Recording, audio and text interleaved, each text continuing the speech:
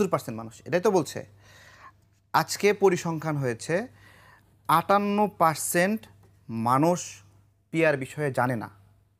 তারপর তাহলে ৫৮% মানুষ যদি পিয়ার বিষয়ে না জানে, ৭০% মানুষ কিভাবে পিয়ারের পক্ষে? এই উত্তরটা কেউ দিতে পারছে না। স্বতন্ত্র প্রার্থীর বিষয়ে উত্তর দিতে পারছে না, মানুষ জানে কি জানে না সেই বিষয়ে উত্তর দিতে পারছে না, কিন্তু পিয়ার চাই। এখন ডক্টর শফিকুর রহমান সাহেবের ৩ বারের ভোট মিলে ৫০-৬০ হাজার ভোট হচ্ছে। এখন ডক্টর শফিকুর রহমান সাহেব একটা দলের প্রধান, সে অন্য একজন তার দলের পঞ্চগড় থেকে ভোট পাইছে ১ লাখ, সেই ১ লাখ ভোট আর ওনার ৬০ হাজার ভোট মিলে ১,৬০,০০০ ভোট হলে পঞ্চগড়ের ১ লাখ যে পাইছে সে এমপি হবে, ডক্টর শফিকুর রহমান সাহেব কেন হবে? তাই না? আমরা জনগণকে সম্মান করতে চাই কিনা, জনগণের চাহিদা কি? আমরা সারা জীবন স্লোগান দিছি যে একটা ভোটের ন্যায়সঙ্গত লড়াই কিভাবে হয়, যে মার্কা দেখে নয় ব্যক্তি দেখে ভোট দেন। আজীবন মানে সুষ্ঠু ভোটের স্লোগান এটা।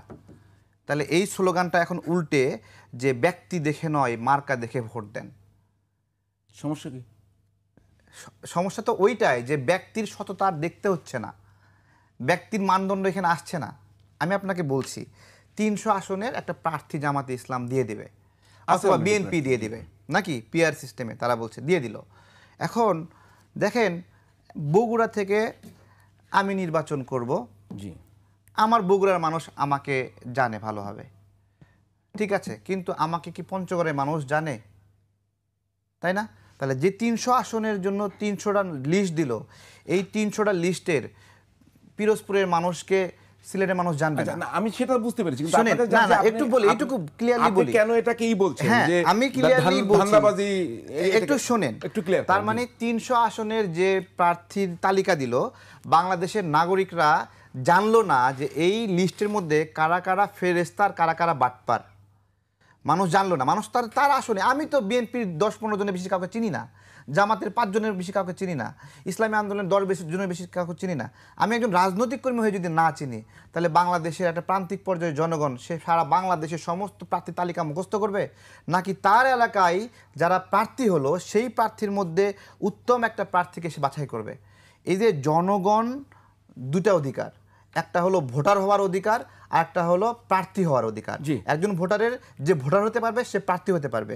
আপনি ভোটারের ক্ষমতা অর্ধেক কেড়ে নিচ্ছেন, যে তুমি শুধু ভোট দিবা, তুমি ভোট দিবা কিন্তু নিজে কোনোদিন মানে প্রার্থী হতে পারবে না। আপনি সেই সিস্টেমে ঢুকাই দিচ্ছেন।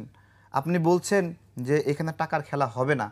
দেখেন, নমিনেশনে টাকার খেলা হয়, টাকা দিয়ে নমিনেশন নেয়। জনগণের হাতে কিন্তু একটা চাবি থাকে যে টাকা দিয়ে দিলে ওরা আমি রিজেক্ট করবো। জি, ব্যক্তিগত কোনো একটা এলাকায় চাঁদাবাজ ধান্দাবাজ থাকে, তাকে রিজেক্ট করার অধিকার রাখে যদি ভোট ঠিক মতো। হ্যাঁ, কিন্তু এই পিআর সিস্টেমে আপনি তো পুরো টোটাল সিস্টেমে ধরেন আপনার হলো টোটাল বিএনপির একজন চাঁদাবাজের জন্য সারা বাংলাদেশের সমস্ত বিএনপিকে তো মানুষ বয়কট করতে পারে না, অথবা টোটাল জামাতের একজন ফেরেশতার জন্য পুরো জামাতকে তো বাংলাদেশের পক্ষে শক্তি বলতে পারে না। বলতে পারে? এখন চাঁদাবাজির জায়গাটা থাকবে কোথায় সেটাই বলে। আপনি বলছিলেন যে এতে আরো চাঁদাবাজি বেশি হবে, ধান্দাবাজি বেশি হবে, যদি সংক্ষেপে বলেন আমরা ব্রেকে যাবো। হ্যাঁ, আমি তো সেটাই বলছি। যখন পিআরের মাধ্যমে একটা দলের হাতে কারা কারা পার্লামেন্টে যাবে এই লিস্ট করার ক্ষমতা থাকবে। দেখেন, প্রাথমিকভাবে ৩০০ লিস্ট কিন্তু সে করেই ফেলছে, কিন্তু সে কিন্তু 5টা পাইছে। এই ৩০০-র মধ্যে বাছাই করার ক্ষমতা জনগণকে না দিয়ে দলকে যখন দিচ্ছেন, তখন দল তাকে নেবে যে দলকে বেশি ডোনেশন দেয়। ও বলবে আমাকে সারা বছর চালাইছে, আমি তাকে এমপি না হয়ে কেমনি কি করি, এখানে কোনো তো সুযোগ নাই।